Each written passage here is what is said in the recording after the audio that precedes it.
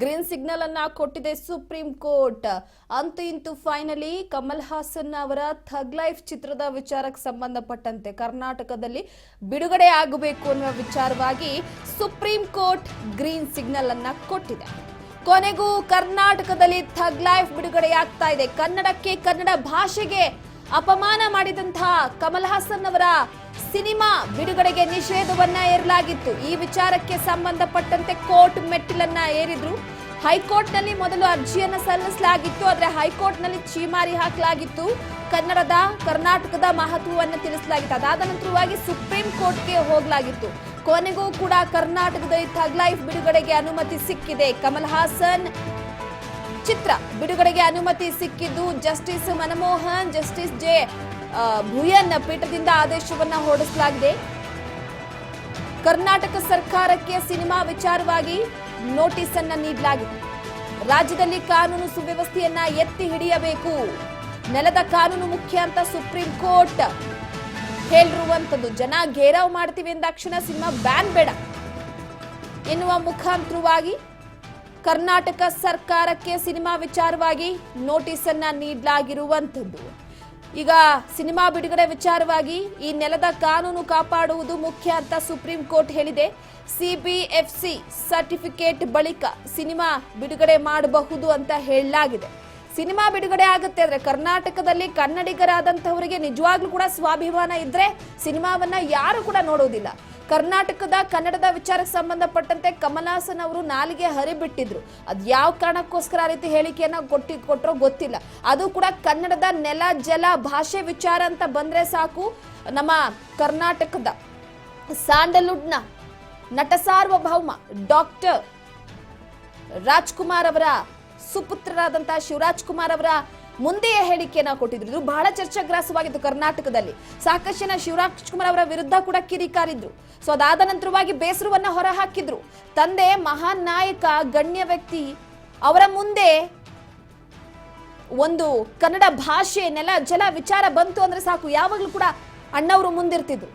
ಆದ್ರೆ ಶಿವರಾಜ್ ಕುಮಾರ್ ಅವರ ಮುಂದೆ ಕಮಲ್ ಹಾಸನ್ ಅವರು ಹೇಳಿಕೆ ಕೊಟ್ಟಂತಹ ವಿಚಾರವಾಗಿ ತಮಿಳು ಕನ್ನಡಕ್ಕೆ ಹೋಲಿಕೆ ಮಾಡಿ, ಸೊ ಹಾಗಾಗಿ ಆ ಸಂದರ್ಭದಲ್ಲಿ ಇಡೀ ಕನ್ನಡಿಗರಿಗೆ ಬೇಜಾರಾಗಿತ್ತು, ಮನಸ್ಸಿಗೆ ಘಾಸಿ ಆಗಿತ್ತು. ಚಿತ್ರದ ಬಿಡುಗಡೆ ವಿಚಾರಕ್ಕೆ ಸಂಬಂಧಪಟ್ಟಂತೆ ಒಂದು ನಿರ್ಧಾರವನ್ನ ತೆಗೆದುಕೊಳ್ಳಲಾಗಿತ್ತು.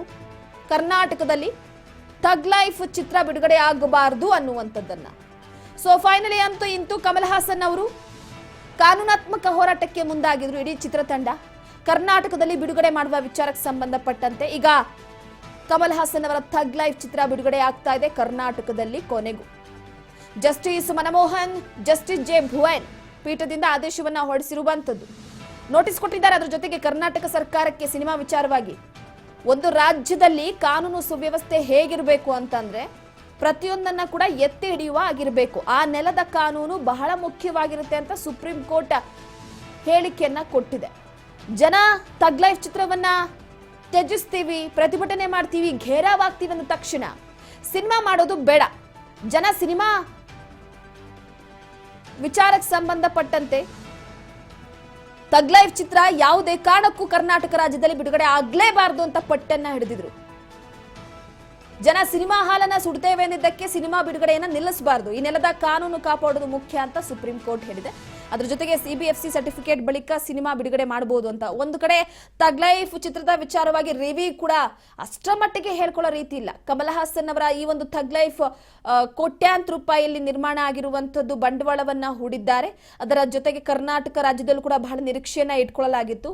ಆ ಭಾಷಾ ವಿಚಾರಕ್ಕೆ ಸಂಬಂಧಪಟ್ಟಂತೆ ಇತ್ತೀಚೆಗಂತೂ ಸಿನಿಮಾ ನಟರು ಏನಾಗಿದೆಯಪ್ಪ ಅಂದ್ರೆ ಕೊಂಬು ಬಂದ ರೀತಿಯಲ್ಲಿ ಬೆಳೆದು ಬಂದಂತಹ ಹಾದಿ, ಬೆಳೆದು ಬಂದಂತಹ ದಾರಿ, ಕನ್ನಡಿಗರ ಪ್ರೀತಿ ಹೇಗಿರುತ್ತೆ ಅನ್ನುವಂಥದ್ದು ತಿಳಿದಿದ್ರು ಕೂಡ ಕನ್ನಡ ಭಾಷೆಯ ಬಗ್ಗೆ, ಕನ್ನಡಿಗರ ಮೇಲೆ ಯಾವ ರೀತಿ ಹೇಳಿಕೆಯನ್ನ ಕೊಟ್ಟಿದ್ದಾರೆ. ಈಗ ಆಲ್ರೆಡಿ ತುಂಬಾ ಜನ ಘೇರಾವ್ ಹಾಕ್ಸ್ಕೊಂಡಿದ್ದಾರೆ ಕರ್ನಾಟಕ ರಾಜ್ಯದ ಜನತೆಯಿಂದ.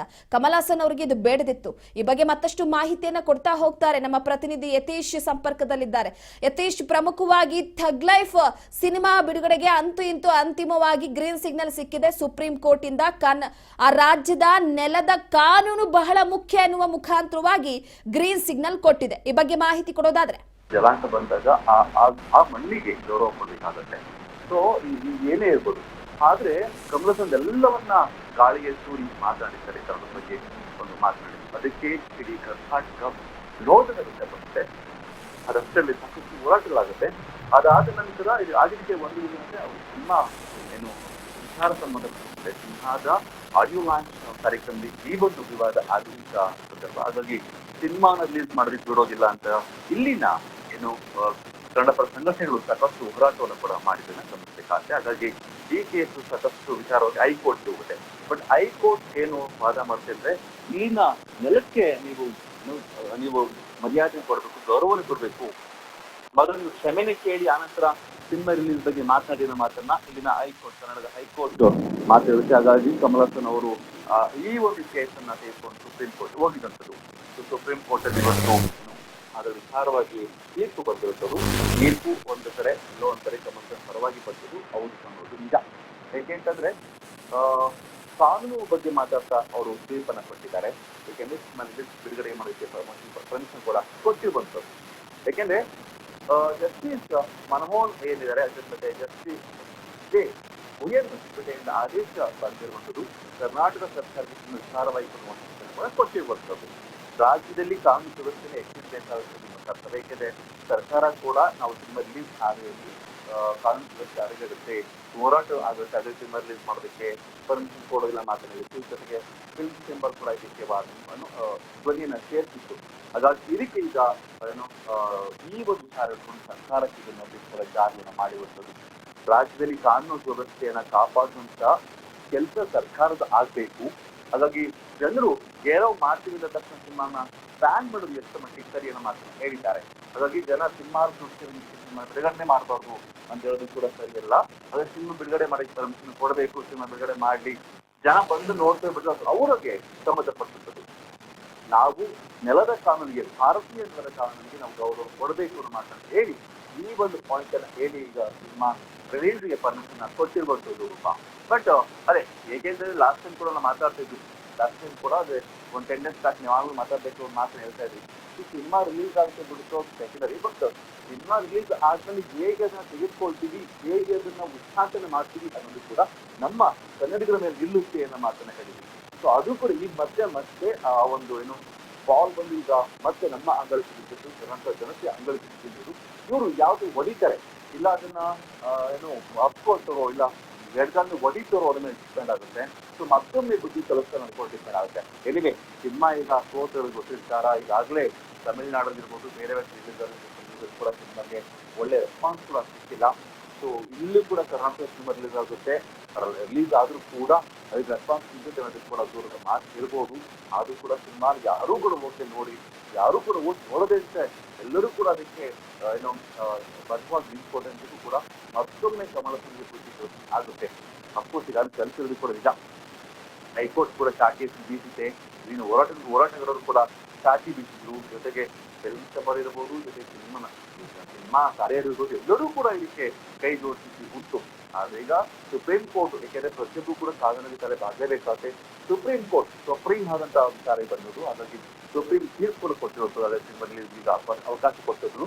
ಮೇ ಬಿ ಸಿನಿಮಾ ರಿಲೀಸ್ ಮಾಡಬಹುದೇನೋ, ಐ ಡೋಂಟ್ ಥಿಂಕ್ ಸೊ ಮಾಡಬಹುದು ಅಂತ ಅನ್ಕೊಂಡಿದ್ದೆ. ಯಾಕೆಂದ್ರೆ ಈಗಾಗಲೇ ಒಂದಷ್ಟು ಜನ ಸಿನಿಮಾ ವಿತರಿಸಿರ್ಬೋದು, ಪ್ರದರ್ಶಿಸಿರ್ಬೋದು, ಎಲ್ಲರೂ ಕೂಡ ಸಿನಿಮಾನ ಏನೋ ಕೊಂಡ್ಕೊಂಡ್ಬಿಟ್ಟಿರೋದು. ಅವಾಗಲೇ ಕೊಟ್ಟಿದ್ದು ದುಡ್ಡಾಗಿ ಕೊಂಡ್ಕೊಂಡಿರು. ಬಟ್ ಸಿನಿಮಾ ಅವರು ಕ್ಷಮೆ ಕೇಳಲಿ ಅನ್ನೋದು ಒಂದು ವಿಚಾರ. ಜೊತೆಗೆ ಹೈಕೋರ್ಟ್ ಕೂಡ ಕಮಲ್ ಹಾಸನ್ ವಿರುದ್ಧ ತೀರ್ಪು ಕೊಟ್ಟಿದ್ದಿರ್ಬೋದು. ಎಲ್ಲರೂ ಕೂಡ ಅವರು ಆಗಿರೇ ತಣ್ಣಗಾಗಿದ್ರು.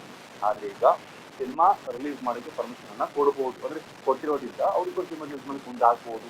ಒಂದು ವೇಳೆ ರಿಲೀಸ್ ಆದ್ರೆ ಕನ್ನಡಿಗರು ಯಾವ ತರ ಅದನ್ನ ಮತ್ತೆ ತಿರಸ್ಕರಿಸೋದು ಕೂಡ ಅವ್ರಿಗೆ ಬಿಟ್ಟಿದ್ದಿರುತ್ತೆ.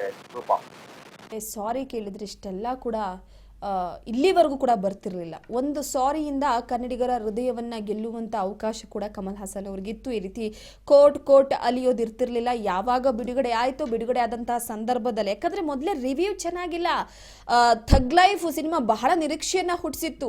ಕಮಲ್ ಹಾಸನ್ ಅವರ ಸಿನಿಮಾ ಒಂದು ಆಕ್ಷನ್ ಮೂವಿ ಆಗಿರುತ್ತೆ, ಥ್ರಿಲ್ಲಿಂಗ್ ಆಗಿರುತ್ತೆ ಅನ್ನುವಂತಹ ವಿಚಾರಕ್ಕೆ ಸಂಬಂಧಪಟ್ಟಂತೆ ಜನರು ಒಂದು ನಂಬಿಕೆಯನ್ನ ಇಟ್ಟಿದ್ರು. ಅದ್ರ ಜೊತೆಗೆ ಆರ್ ರೆಹಮಾನ್ ಅವರ ಸಂಗೀತ, ಸೊ ಎಲ್ಲವೂ ಕೂಡ ಕೆಲವೊಂದಿಷ್ಟು ರೀತಿಯಲ್ಲಿ ಕ್ಯೂರಿಯಾಸಿಟಿಯನ್ನ ಜಾಸ್ತಿ ಮಾಡಿತ್ತು. ಆದ್ರೆ ಯಾವಾಗ ಕಮಲ್ ಹಾಸನ್ ಅವರು ಕನ್ನಡದ ವಿಚಾರಕ್ಕೆ ಸಂಬಂಧಪಟ್ಟಂತೆ ಹೇಳಿಕೆಯನ್ನ ಕೊಟ್ಟರು, ಅಲ್ಲಿಂದನೇ ಅವರಿಗೆ ಒಂದ್ ರೀತಿಯಾಗಿ ಬೇರೆಯದ್ದೇ ರೀತಿಯಲ್ಲಿ ದೆಸೆ ಶುರುವಾಗಿ ಹೋಯಿತು.